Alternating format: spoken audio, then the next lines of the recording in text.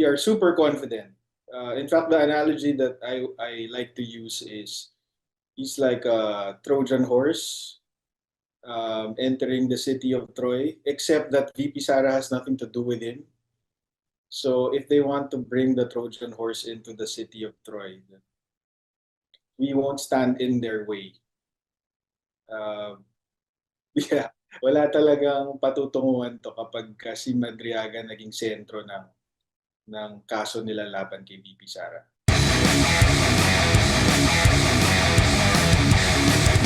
Since nade-delay na nga po yung pag-prosecute po, no? Kasi kinakailangan pa sir na yun nga, counter affidavit pa niya and then haharap pa sa kamera. It is a welcome development po para sa inyo kung sakali man na Madriaga would be providing you additional information to file further or new information po sa prosecutor's office para mapalakas yung inyo pong perjury complaint against him. So ito pong tagal ng proseso sa prosecutor's office sa Taguig is not actually a situation na detrimental sa inyo pong issue, but rather on the other hand, pwede siyang makatulong para mas mapalakas pa yung reklamo nyo. That's possible. Depending on what he says on Tuesday, it's possible na lumakas pa lalo yung kaso ni VP Sara sa kanya. Kasi yun nga, if he provides details, specific details that we can destroy, then better for us. Pero yung delays naman sa prosecutor's office, hindi siya masyadong mahalaga sa amin because the perjury complaint was never meant to stop him from testifying in the impeachment. Diba? Hindi naman makakapagpigil yung perjury complaint sa isang testigo na mag-testify sa impeachment. So it wasn't the objective. The objective was to make him accountable. At ipakita sa publiko na nagsisinungaling to, ipakita din, ibulgar sa publiko na yung mga politikong sumasakay dito kay Madriaga ay hindi pananagutan ng habol, kundi politika. Dahil walang credibility si Madriaga, wala din siyang ebidensya dun sa mga sinasabi. Salamat po, attorney. Thank you. Next question, Mav Gonzalez, Gemmy 7. Mav? Hi, sir. Good morning po, Mav Gonzalez. Sir, you mentioned kanina that you think the proper forum would be the Senate. Are you talking about the impeachment trial, if ever, or you're calling on the Senate na magkaroon po ng parallel investigation like the House Justice Committee? I'm talking about the Senate in the context na matagal nang sinasabi ng House Justice Committee members that they have enough numbers to transmit it in the Senate. So mukhang dun talaga papunta yung kwento unless the Supreme Court steps in. So yeah, the proper forum to address all of these allegations, it looks like would be the Senate as the impeachment court. Sir, last na lang po. Kanina sinabi niyo rin po na hiwalay naman talaga itong perjury complaint dun sa impeachment na nangyayari sa House ngayon. But do you think that should you prosper in this perjury complaint, tatamaan talaga yung impeachment proceedings sa House? Yes, if it happens quick enough, pero we have no illusion that the perjury complaint will be resolved before the impeachment trial starts. So wala talagang ganong objective. We were conscious of the fact that when we file a perjury complaint, most likely the resolution of that will be after the impeachment trial. So hindi naman yun yung objective, yung maging guilty siya right before or during the impeachment trial. That would be, of course, ideal, but that was never the objective. The objective was just to communicate to the people that this guy is lying and that the politicians, the congressmen, relying on his testimony to push this narrative against VP Sara are doing this for political gain, not for accountability. Attorney. Okay. Thank you. Next, Tristan. Hi, sir. Hi, good morning, attorney. Sir, Of course, yung ibang mga lawmakers, nagsabi na rin po sila on why they are anticipating Ramil Madriaga's testimony.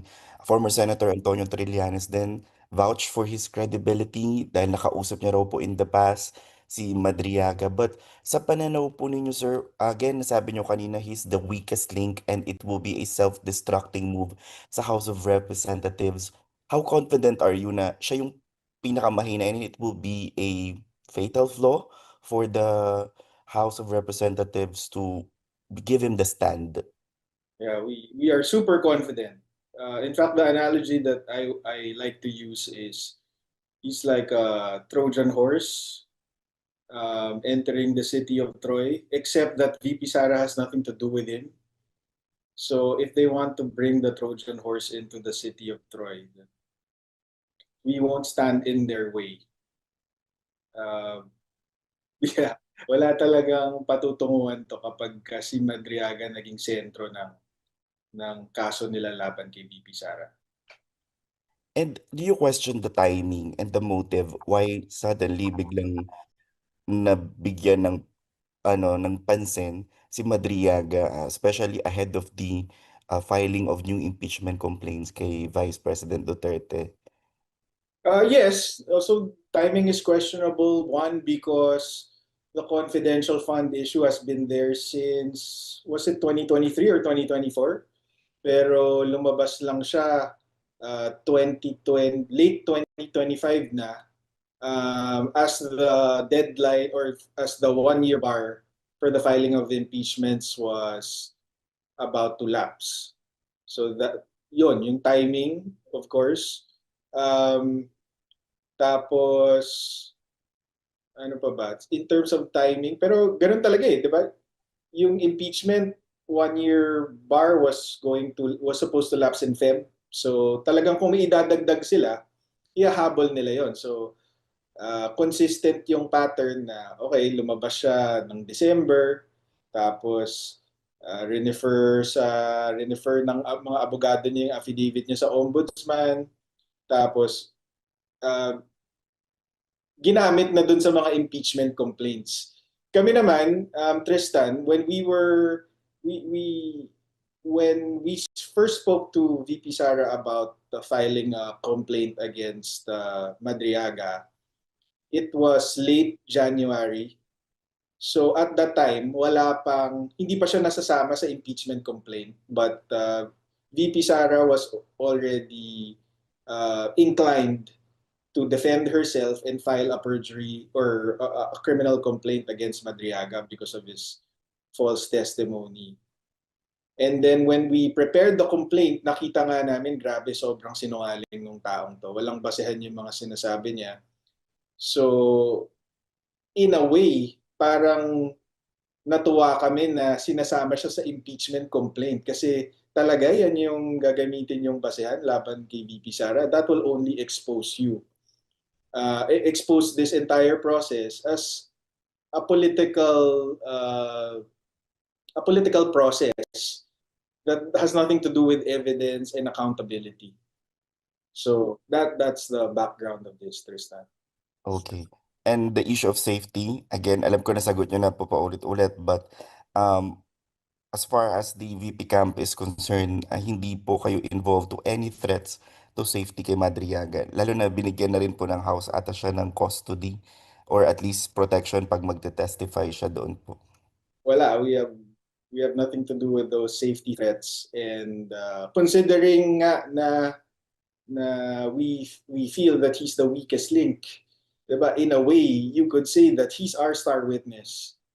Diba? So we don't want anything bad to happen to him. We want him to testify. We want him to trip on himself, on his lies, for the world to see. So wala, it doesn't make sense for us to want him to be hurt or to prevent him on testifying. In fact, I've already said na kung may mangyari kay Madriaga, it might be his handlers or the people behind him because sila yung merong pinoprotektahan dito kay Madriaga kasi we feel that if he testifies, he's going to reveal himself as a fraud and eventually he might start pointing fingers kung sino ba yung nagtulak sa kanyang mag-testify. So if anyone has an interest in keeping him quiet, that would be the people behind him.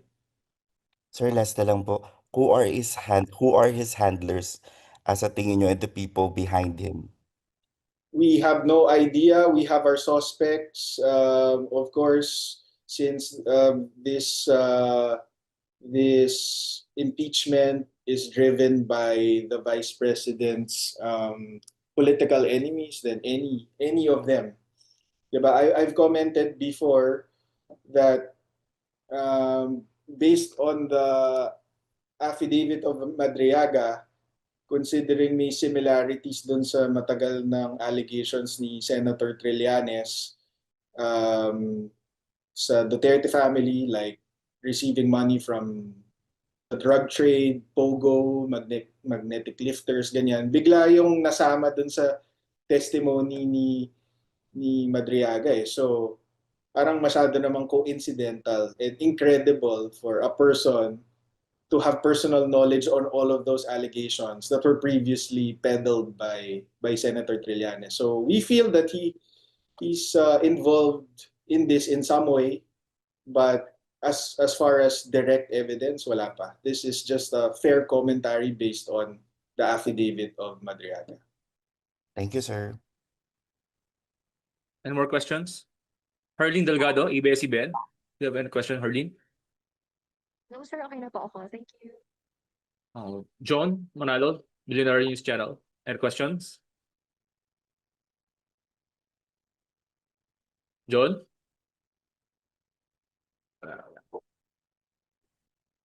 Miss Celine? GMA News Online.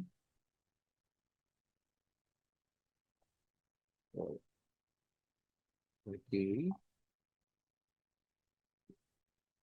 Miss Jillian, Inquirer, do you have any questions? Hello po. Siguro kung wala naman pong ibang questions, confirm ko lang, sir, lahat po nung pinresent nyo today, tama po you mentioned na meron ng access dito yung house. So, kumbaga, they already know this beforehand, before sa Yeah. mangyayari on Thursday. Yes, that's correct. I've confirmed with Attorney Poa that they included our perjury complaint, the perjury complaint filed by VP Sara against Madriaga, including all of its annexes, as an attachment of the answer ad cautelam. So meron silang kopya nito, and in fact si Congressman Chel Jokno referred to it in I believe the first Justice Committee hearing in connection with his motion to give Madriaga additional security.